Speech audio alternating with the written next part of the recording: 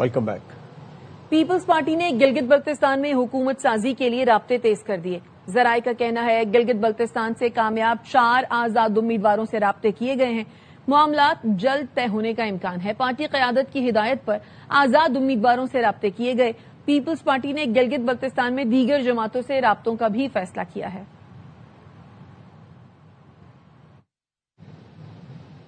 Gilgit Baltistan election में नून league 6 नशिस्तों पर कामयाब हुई। मुस्लिम लीग नून ख्वाजा साद रफीक ने एक्स पर लिखा कि आजाद उम्मीदवार डॉक्टर असद शफीक और सेठ अनवर नून लीग के हिमायत याफ्ता हैं। पीपल्स पार्टी 10 और मुस्लिम लीग 8 के नंबर पर खड़ी है। पीपी ने बहुत पहले इंतखाबी मुहिम शुरू की, वहां उनका तंजीमी ढांचा बेहतर है। पीपल्स पार्टी की मरकजी क़यादत की जानिब से फराहम करदा अखराजात का बेदरेग इस्तेमाल किया गया। नून लीग हस्बे रिवायत ताखीर से हरकत में आई। पार्टी फंड भी दस्याब नहीं था। बढ़ती महंगाई ने नून लीग की मकबूलियत पर असर डाला।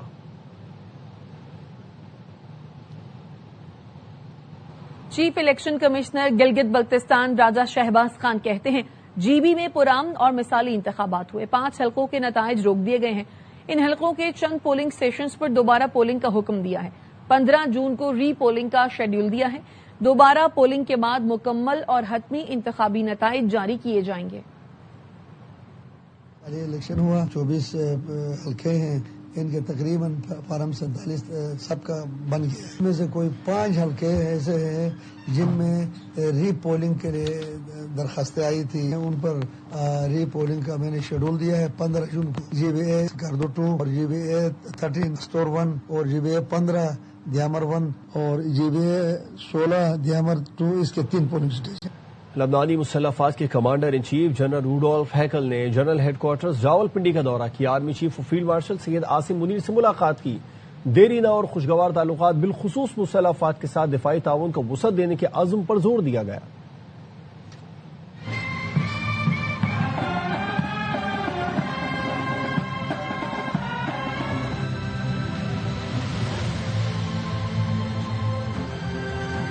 लेबनानी commander in chief general Rudolph हैकल की GHQ रावलपिंडी आमद। पुरतपाक इस्तकबाल। तीनों मुसल्लह अफवाज के चाक चौबंद दस्ते ने गार्ड ऑफ ऑनर पेश किया।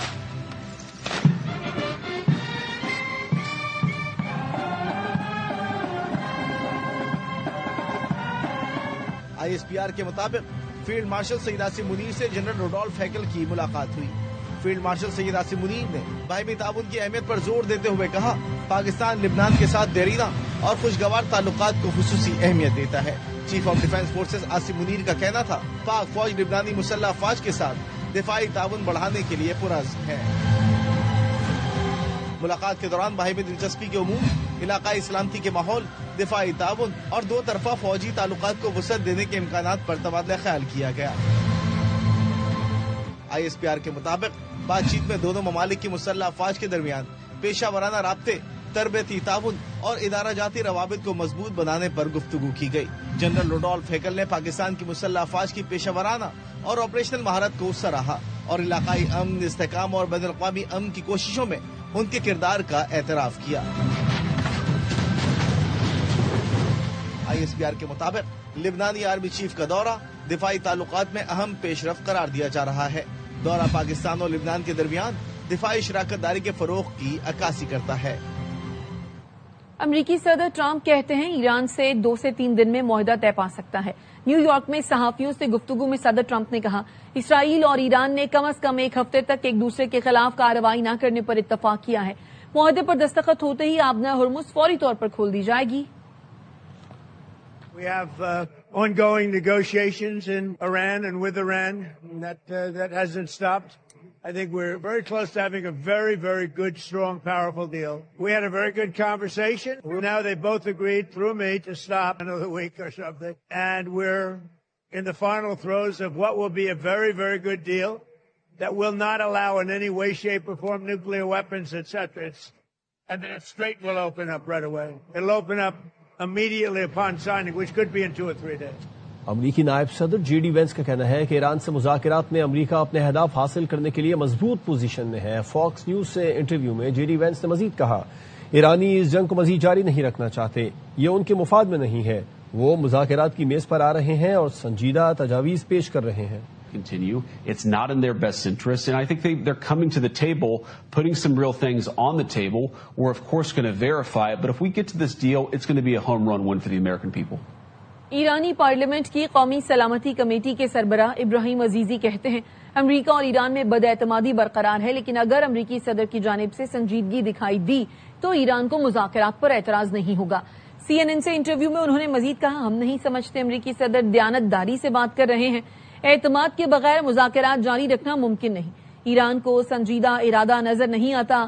ایران کے منجمد اثاثوں کا مسئلہ ایک واضح اور نمایاں مثال ہے۔ واضح کیا یورینیم افزودگی اور جوہری معاملات پر کوئی مذاکرات نہیں ہو رہے۔ جنگ بندی کے باوجود اسرائیل کے لبنان پر حملے مسلسل جاری ہیں۔ لبنان کے شہر طائف پر اسرائیلی طیاروں نے رات بھر بمباری کی، اسپتال کو بھی نشانہ بنایا۔ تازہ حملوں میں 8 شہری شہید اور درجنوں زخمی ہوئے۔ یہ حملہ اسرائیلی فوج کی جانب سے طائف شہر کے جبری نقل مکانی کے احکامات جاری کیے جانے کے فوراً بعد ہوا۔ دیگر علاقوں پر بھی حملے کیے گئے۔ بین الاقوامی امدادی تنظیم انٹرنیشنل ریسکیو کمیٹی کا کہنا ہے لبنان میں انسانی بحران مزید شدت اختیار کر رہا ہے۔ ایران کے شہید سپریم لیڈر آیت اللہ علی خامنائی کی نماز جنازہ 10 محرم کے بعد ادا کی جائے گی۔ ایرانی میڈیا کے مطابق آخری رسومات کے لیے قائم کمیٹی نے کہا ہے جنازے اور تدفین کا شیڈول مناسب وقت پر جاری کیا جائے گا۔ کمیٹی نے سوشل میڈیا اور غیر ملکی میڈیا پر آخری رسومات کی تاریخوں سے متعلق تمام افواہوں کو جھوٹا قرار دے کر مسترد کر دیا۔ اس دوران دنیا بھر سے آنے والے سوگواروں کے لیے انتظامات مکمل کیے جا رہے ہیں۔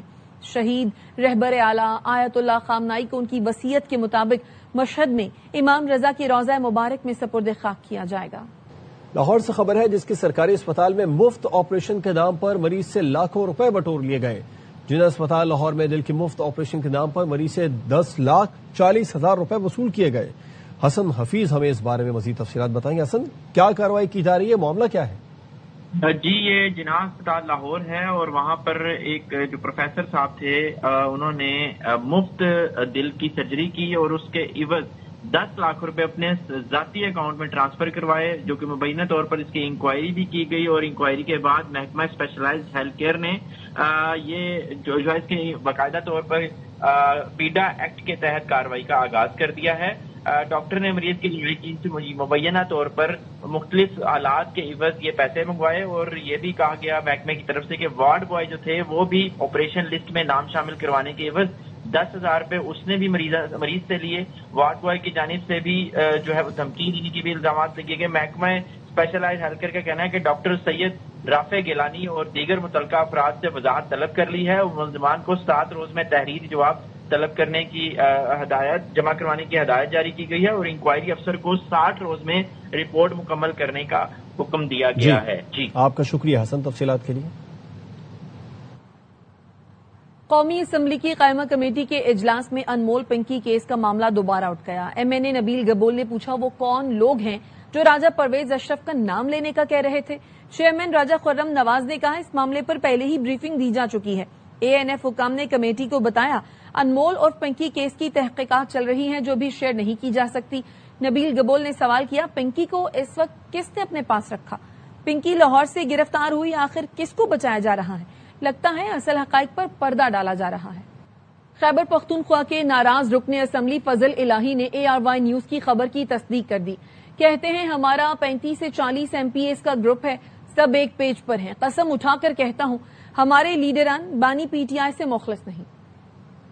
ہمارے یہ جو بھائی صاحبان ہیں، جو ہمارے لیڈران ہیں، مجھے نظر نہیں آ رہا کہ یہ مخلص ہے عمران خان کی رہائی میں۔ عمران خان رہائی کا جو ٹیم ہے، بہت سارے سینئر ہمارے ساتھ پالیٹیشین آ گئے، اباؤٹ 30۔ ہمیں نا صوبے میں ڈیولپمنٹ کی ضرورت ہے، منسٹر کی بات سیکرٹری نہ مانے، ہمیں ایسی حکومت کی ضرورت بھی نہیں ہے۔ ہمیں ایک بات کی ضرورت ہے، عمران خان کی رہائی کی ہمیں ضرورت ہے۔ پورے پاکستان کے MNAs، MPs، ایپلیکینٹ جو عمران خان کے نام سے ووٹ جیت ہے وہ سب نے آنا ہے اور ادھر حالت لینے کہ جی ہم نے نکلنا ہے، اور یہ ایسے نہیں نکلنا کہ ادھر جو پہنچے اور امیر کو ہاتھ لگا دے اور دیوار کو ہاتھ لگائے اور بچوں کی نہیں کل کہنا پڑے۔ اور اگر یہ نہیں کرتے تو پھر بجٹ میں آپ نہیں ہم نہیں بیٹھیں گے۔ امیر جماعت اسلامی پاکستان حافظ نعیم الرحمان کہتے ہیں بجٹ میں بندربانٹ ہو رہی ہے، حکومت کے پاس عوام کو ریلیف دینے کے لیے کچھ نہیں ہے، عوام پر مزید بوجھ ڈالا گیا تو بھرپور احتجاج کریں گے۔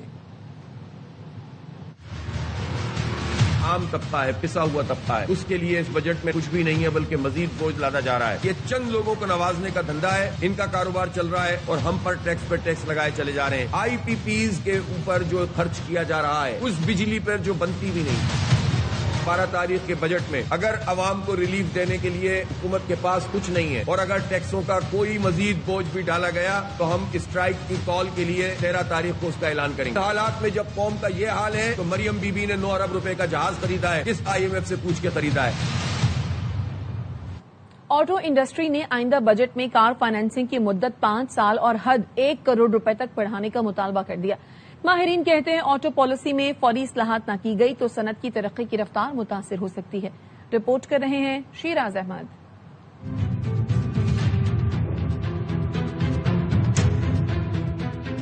پاکستان کی آٹو انڈسٹری حکومت سے پالیسیز میں بڑی تبدیلیوں کا مطالبہ کر رہی ہے.